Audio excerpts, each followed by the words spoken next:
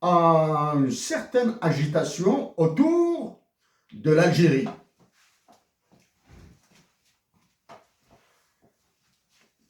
Je, je, je le répète pour peut-être la troisième, quatrième fois, que ça fait plus de 3 mois depuis que j'ai dit que l'Algérie, un coup d'État soft, s'est produit.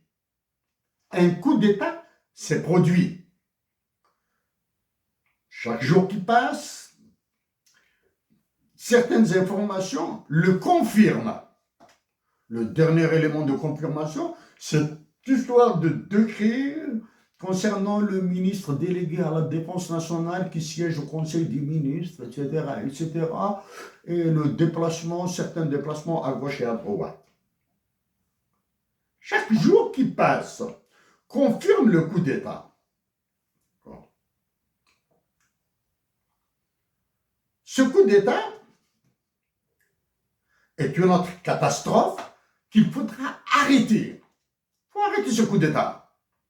Est une autre catastrophe qu'il faudra arrêter. Cette catastrophe s'ajoute à la catastrophe de la destitution de l'ancien président en 2019. L'état-major, le chef d'état-major qui se montrait à la télévision, etc., et qui a été rappelé à Dieu, a commis une catastrophe. Il a déclenché le cataclysme.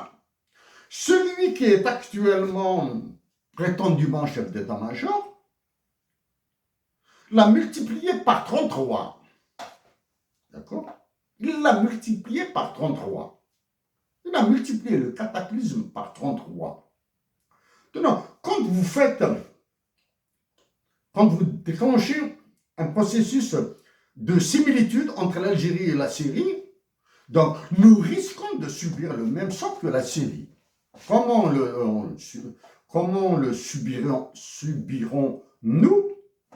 C'est qu'un autre mouvement dévastateur se déclenche en 2025. Mouvement dévastateur, pire que le Hira qui est passé en 2019. Là. Pire. Il va se déclencher. S'il se déclenche par tous les moyens de l'information, l'intoxication, des pressions internationales,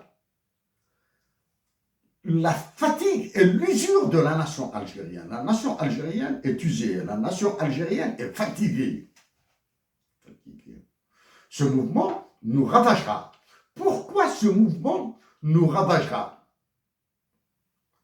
Parce qu'il sera alimenté par Emmanuel Macron, il sera alimenté par les États-Unis d'Amérique.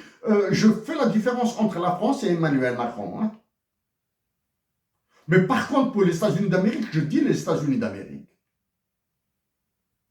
Parce qu'aux États-Unis d'Amérique, tout est intégré là.